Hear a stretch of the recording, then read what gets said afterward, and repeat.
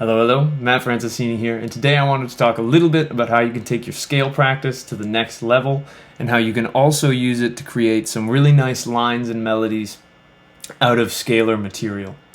So the exercise we're going to be looking at today is playing your major scale across the whole neck, and we're going to do it in thirds. So the way that thirds work, other than being the basis of all harmony, Western harmony, definitely not all, but from Bach to Motley Crue to whoever else, a lot of music is made thinking in thirds. And this way of practicing comes from taking your major scale, so say that, and you play the root, then the third, and you keep that kind of pattern going. So depending on how you want to think about it, you can think about it just in thirds. You can also think of it almost like you're playing every other note. But basically, I'm going to throw up diagrams here. I'll have some diagrams linked in the description on my website that you can check out for this, and I'm going to walk you through it really, really slowly so that you can get it. And so hopefully you already know some of your major scale, and if you don't know your major scale all the way up the neck, I would practice it just straight.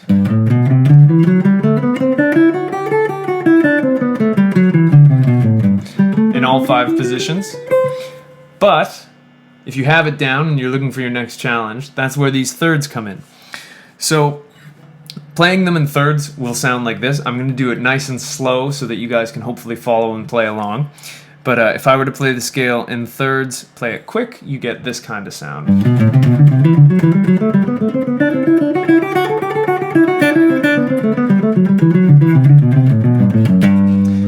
And while this is a great way to deepen your knowledge of your scales and get your fingers moving in better ways, this also makes scales really, really applicable to whether you're writing solos, whether you're improvising solos, because it makes the line so much more interesting than if I were to just go.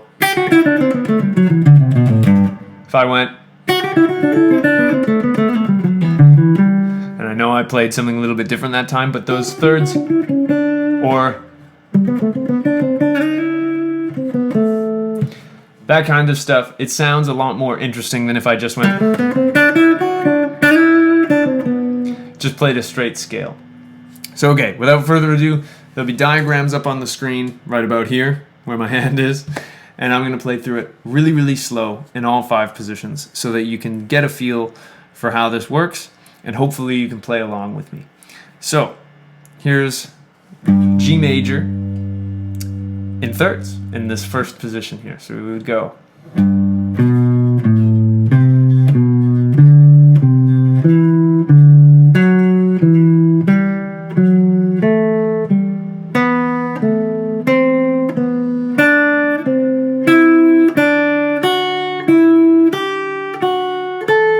Now we're going to double back.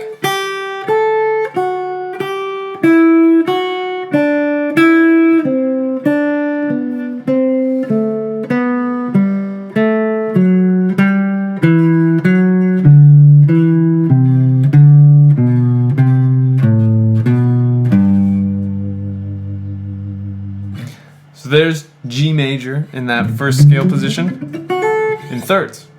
Here's what it would look like in the second position. And remember, if this is your first time seeing one of my videos, those hollow notes always show you where your root is in the scale, and it also shows you where you would start and end. So here when I start on this 5th fret of the D string, if I were playing the scale straight, I would play it all the way up, all the way down, and then all the way back to that note. And I'm going to do the same thing now, but I'm going to do it in thirds, and I'll do it nice and slow so that hopefully you can follow along. It would look like this.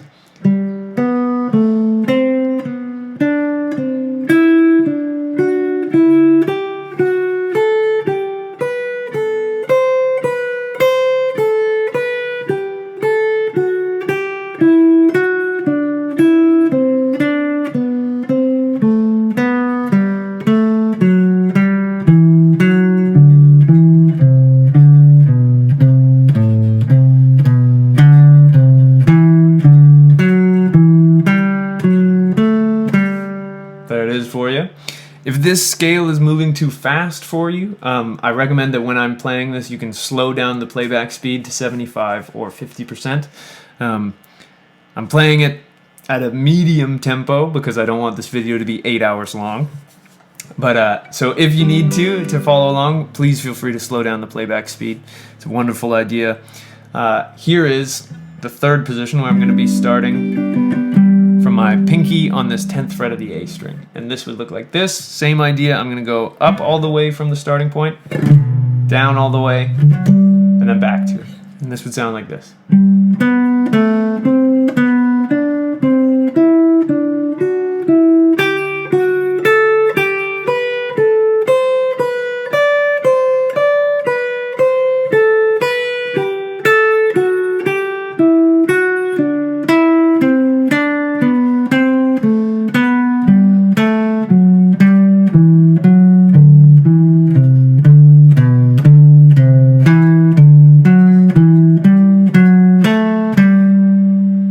Now, if I were to do the same thing in position 4, it'd sound like this.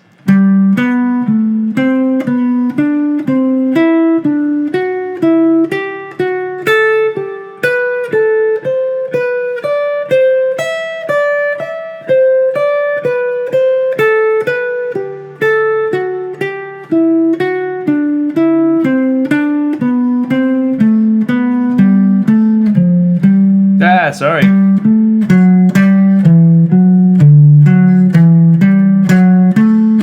Gonna do that last bit one more time. I'll start from here.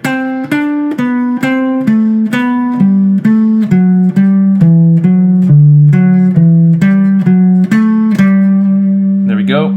And then last but not least, we get position 5 way up here.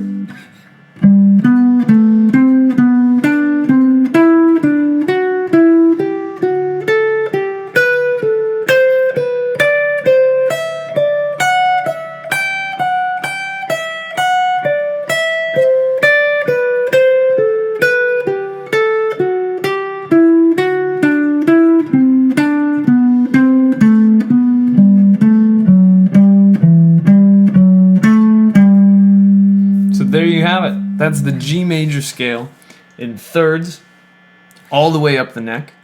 Now, if you were to take this and change it into a different key, all you need to do is change these diagrams so that those hollow notes are on any given note of the key. So say, for example, I was doing the key of C.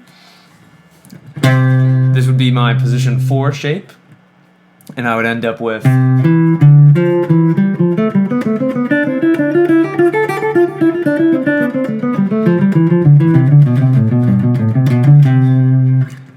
position 5, so on and so forth. So just by moving where that hollow note is, you can really nail down where all of these other positions are, how they start, and you can get it practiced in different keys. And again, the biggest thing for this is kind of like, well, biggest thing. There's two big things about this, and those would be that one, it gets you practicing your scales in slightly different ways, stretches your brain a little bit, and it makes your fingers get used to this kind of string skipping in your right hand.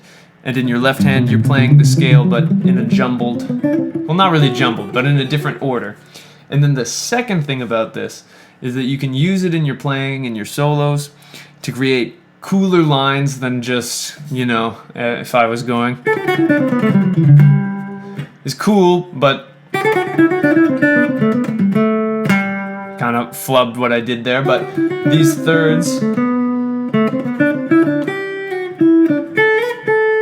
add some cool direction to your line where you get these turns, and it's also just a really nice musical sound that we've all heard a bunch and we all know and love. So there you have it. There's the major scale all up and down the neck in thirds. I really hope you found this lesson useful. If there's something that you've been struggling with that you want me to cover, I would love to hear about it in the comments. If you liked the video, please consider liking and subscribing. I've got a new video coming out every Monday. If you like, you can go to my website, link in the description. I'll have the major scale diagrams there for download. And if you are feeling like you wanted to take your playing to the next level and maybe wanted to check out a lesson with me, you can find all that information on my website as well. Until next time, I hope you all have a great day, and I hope you have fun playing some guitar.